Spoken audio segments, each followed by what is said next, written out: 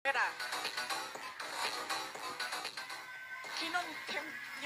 Dinetain nyo na yung tao for due process. Sir, asaan ang explanation ng due process ninyo doon? Tinanong kita kanina, sino ang appointing authority? Yusek ng ASEC. Anong sagot mo? Secretary. Hindi mo alam. Kita, sumagot. Camera.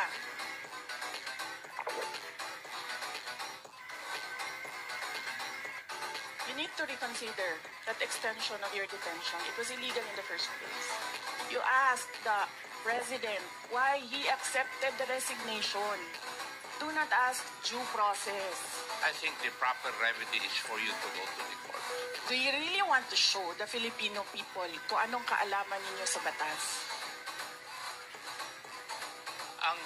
Ang sinasabi ko lang po ay sundin po natin yung batas. Kaya nga dito sa sir, House. sundin natin yung Kasi batas.